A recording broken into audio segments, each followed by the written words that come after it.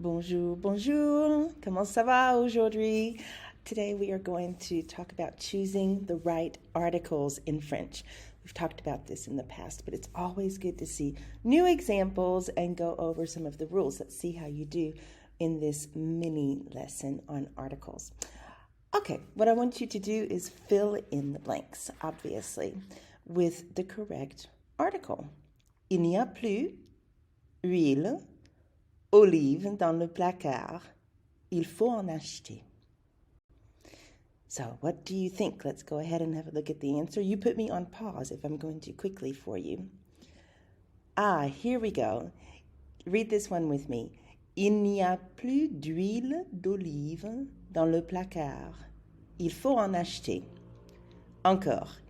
Il n'y a plus d'huile d'olive dans le placard. Il faut en acheter. So why, for the first one, we use D apostrophe for both of these. On the first one, il n'y a plus d'huile, it's because we're following negation. You see that negative expression, ne plus? So the de L apostrophe, de l'huile, changes to just d'huile, okay? D'huile d'olive. Now the reason we're saying d'huile d'olive, you see, up here, we're just saying what kind of oil it is. It's oil of olive, de l'huile d'olive, or in this case, d'huile d'olive. D'accord? And this means there is no more, or there isn't any more olive oil in the cupboard or in the pantry. You have to buy some. D'accord? Okay, so you have to buy some. You notice that's your pronoun en right there in case you've studied pronouns. There's a good little reminder for you that you can replace d'huile d'olive with the pronoun en. Okay, let's have a look at numéro 2. Nous allons faire point à la fin de la journée. This might be a new expression for you. I put it in because I thought maybe it would be. Any idea what that means? Faire blank point à la fin de la journée. Okay, well, first, I have to tell you, in case you really don't have any idea what this sentence means, I'm going to give you at least a grammar hint. Point is masculine. Now, what do you think you're going to do with it? Okay, read the answer with me. Nous allons faire le point à la fin de la journée. Encore. Nous allons faire le point à la fin de la journée. Faire le point is a faire expression, and it means to have a review. I kind of hesitated. I didn't know how to translate this in English. We will have a review at the end of the day, or we'll have an update at the end of the day. You know, when you get together at the end of the day and you kind of talk about everything that's been happening on a project or something like that. On va faire le point. Okay, numéro 3. Ma famille n'aime pas trop choucroute. Ma famille n'aime pas trop choucroute. Allez, la réponse, lisons ensemble. Ma famille n'aime pas trop la choucroute. Ma famille n'aime pas trop la choucroute. So choucroute is sauerkraut, and it's feminine. But why here? Why am I using la? When you're dealing with a verb of preference, aimer, détester, préférer, aimer mieux, adorer, all of those verbs of preference, you have to stick with the definite article, le, la, or les, or sometimes L apostrophe. Oui? So in this case, ma famille n'aime pas trop la choucroute. My family doesn't really like sauerkraut. Or you could have said, my family doesn't like sauerkraut too much, because that's what trop means, is too much. Okay? So verb of preference, le, la, or les. And also, le, la, and les never change after negation. So don't start thinking, well, why didn't that change to de? I mean, after all, we are following negation. No. Remember, the only time that you're going to change to de or d apostrophe after negation is when you have some form of de, like du, de la, de L apostrophe, or when you have un or une. Those are the ones that change to de or the apostrophe after negation, not le, la, and les. Jamais. Ok, allez, numéro 4. Vous devez lire à tout le monde qu'il y a cacahuètes dans vos biscuits, car c'est allergène. Sounds funny when I leave out the articles. But which ones would you choose? You know cacahuète. Cacahuète. Can you say it with me? Cacahuète. That means peanuts. Okay, so how do we... Well, you notice, first of all, cacahuète is plural, right? You know what? I'm going to change something right here so I don't have to start over. I haven't shown you the answer yet. Look at this. I'm going to change this and make that plural as well as what I should have done in the first place. Okay, so vous devez dire à tout le monde qu'il y a blank cacahuètes dans vos biscuits car ce sont blank allergènes. And I noticed that because allergène should also be plural here, right? So you've got two plural nouns. Well, that's simple enough. Let's have a look at what you do. Let's read the answer together. Vous devez dire à tout le monde qu'il y a des cacahuètes dans vos biscuits, car ce sont des allergènes. Encore. Vous devez dire à tout le monde qu'il y a des cacahuètes dans vos biscuits, car ce sont des allergènes. So you have to tell everyone, or you might say you must tell everyone. Now, I'm not saying you should tell everyone because that verb, devez, that's not written in the conditional. So it's not should. It just means you have to or you must tell everyone that there are peanuts in your cookies or biscuits because they are allergens. D'accord? I used car instead of parce que, just for the fun of it. You can either interchangeable. And notice also, vous devez dire à tout le monde. You need that à. When you're saying something to somebody, after the verb dire, you need à. D'accord? Ok, on continue. Numéro 5. Saviez-vous que voisine d'en face est tombée et s'est cassé poignet? Okay, here we go. La réponse, lisons ensemble. Saviez-vous que la voisine d'en face est tombée et s'est cassé le poignet? Encore. Saviez-vous que la voisine d'en face est tombée et s'est cassé le poignet? Now here we've chosen la voisine, and le poignet. So first of all, saviez-vous, did you know? Anytime you want to say did you know, it's either going to be, you're going to use the verb savoir in the imperfect. Okay, now here I've chosen to use inversion. You don't have to. You could use intonation, you could use est que, but anyway. Saviez-vous que la voisine, we know it's la because voisine is the feminine form. So did you know that the neighbor across the street, you see how I did that? La voisine d'en face. I did not translate like the other side of the street, de l'autre côté de la rue. I could have. That's a lot of words. Why do that when I can just say en face? La voisine d'en face. It's a very French way of saying it. And you know, very often when it doesn't translate literally, it's probably the more French way of saying it. Alors, so this voisine is feminine. Okay, so we add an I to tomber, because être is our helping verb for tomber. La voisine d'en face est tombée et s'est cassé le poignet. So we've made it clear that the neighbor is a woman, la voisine. We've added an I to tomber, and now we have the reflexive verb se casser. But we did not add an I to casser. Pourquoi? Maybe you remember from previous lessons, le poignet is a body part.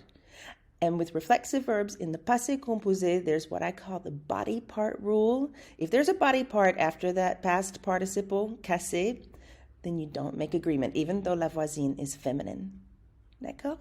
Now, just before we move on, why didn't I say son poignet, because poignet is the wrist, right? And it's masculine. Well, we know whose wrist we're talking about because this is a reflexive verb. You see that se right there, c'est cassé? That right there tells me already that I'm talking about the neighbor's wrist. Okay, so when this is a body part, we're going to stick with le, la, or les, or sometimes L apostrophe, right? Super, allez, ça continue. Numéro 6. Now we're making reference to this one, okay, so to the neighbor.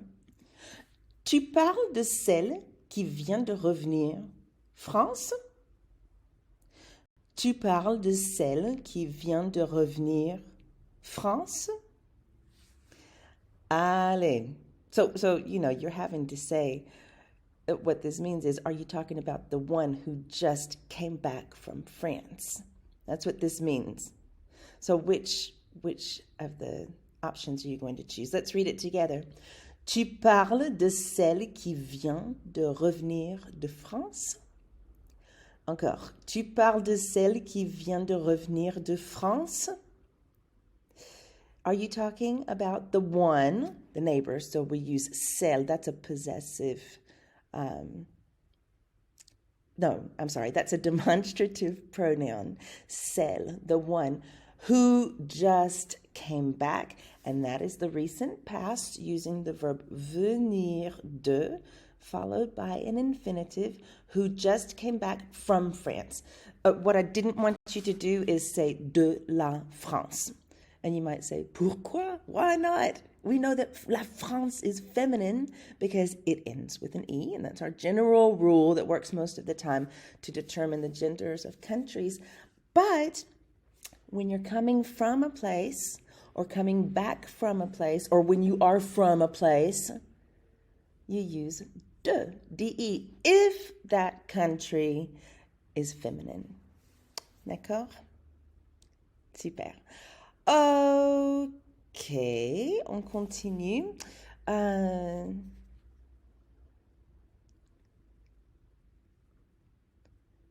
Numéro 7, pardon.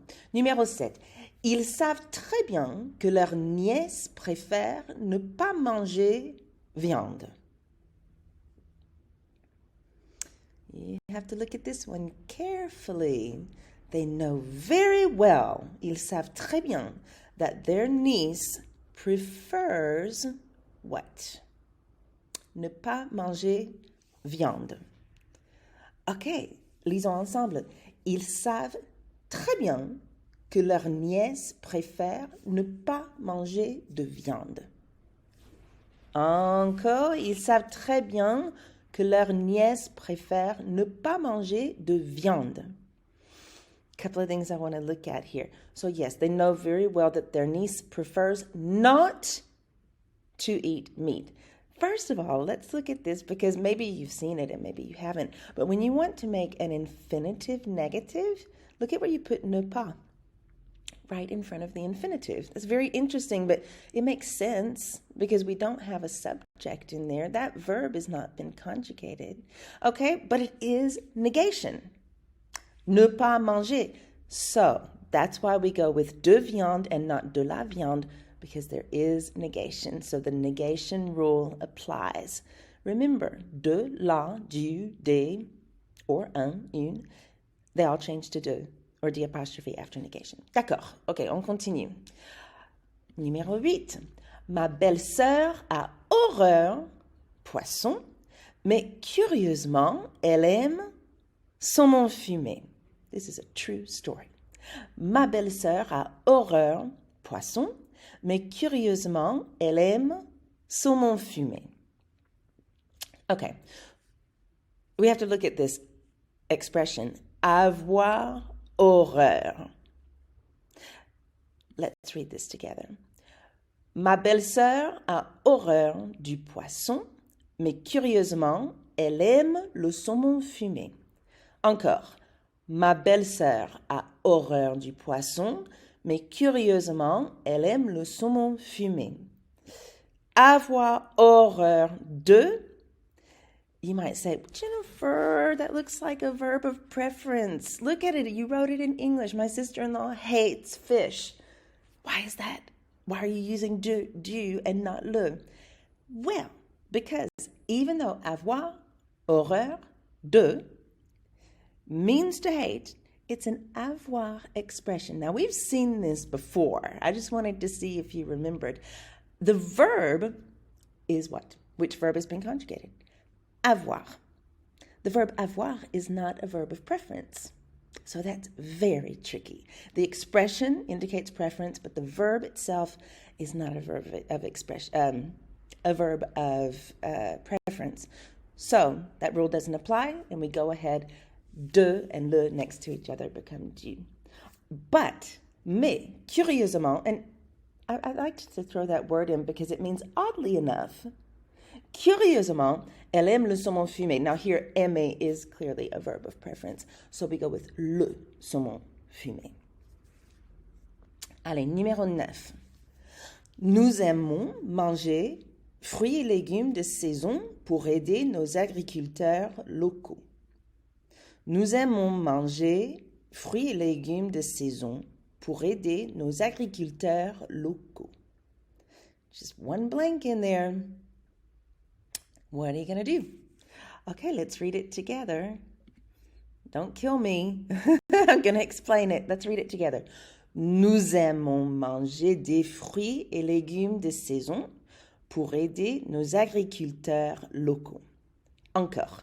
Nous aimons manger des fruits et légumes de saison pour aider nos agriculteurs locaux.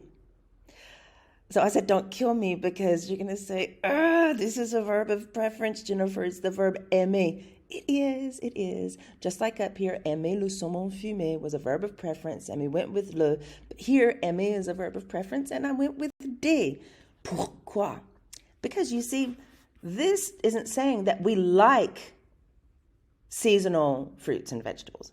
It's saying that we like to do something to them. We like to eat them. So that changes things, right? It's not just remember, the verb of preference rule is when you actually like or dislike something. D'accord? Okay, allez, ça continue. Numéro 10. Il a tête sur épaule. You have to know your body parts to know this. Tête is the head, épaule, in this case it's plural, it means shoulders. So you can tell that what we want this to mean in English, the way we say he has his head on his shoulders. But take off that English brain right away. Let's think about this in French. What do you think? We've talked so much about body parts and that kind of thing. What do you think here? Let's read the answer together. Il a la tête sur les épaules. Il a la tête sur les épaules. He has his head on his shoulders. And now I'm starting to question if that's even an expression in English. I think it is, though. He has his head on his shoulders. Means he thinks straight. These are body parts. So instead of saying il a sa tête sur ses épaules, we're going to stick with the definite articles la and les. Okay, numéro 11. Il y a tonnes poissons dans la mer. Il y a tonnes poissons dans la mer. Okay, here we go. Ensemble, il y a des tonnes de poissons dans la mer. Encore, il y a des tonnes de poissons dans la mer. Okay, il y a des tonnes means there are tons. So that's plural. It's a quantity. It's a plural quantity, tons. But since it is an expression of quantity, after ton, we have to stick with de. Remember, that's one of your rules when you use de.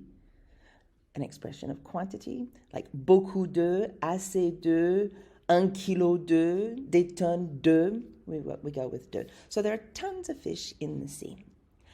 Numéro 12. Il y a nouveaux étudiants qui arrivent chaque jour. Allez, ensemble. Il y a de nouveaux étudiants qui arrivent chaque jour. Encore. Il y a de nouveaux étudiants qui arrivent chaque jour. So this means there are new students arriving every day. Why de and not des, even though nouveaux étudiants is clearly plural? It's because nouveau is a bags adjective, and what that means is that it comes before the noun that it describes, right? It falls under the age. Remember beauty, age, goodness, and size. So the nouveau falls under the age category in bags. When you have a plural, it has to be plural. When you have a plural bags adjective preceded by des, the des actually is going to switch to de. D'accord? It's a weird rule, but that's how it works. Allez, on continue. Numéro 13. Si tu n'aimes pas aubergines, on peut toujours les remplacer par courgettes. So, if you're like me, an American speaker, you have to know what aubergine and courgette are. What kind of vegetables are they? And if you're not, then you probably use the French word as your English word, right? So this is easy for you. What are the articles, though? Okay, so what we want to say is if you don't like eggplant, you can always replace it with zucchini. Or if you don't like aubergine, you can always replace them with courgette. Okay, but if you don't like, so that's a verb of preference. So that's why we're going with les. Si tu n'aimes pas les aubergines, on peut toujours les remplacer, replace them par des courgettes. We can always replace it or them with some zucchini. So that is a partitive. Not all of the zucchini, but just some of it. D'accord?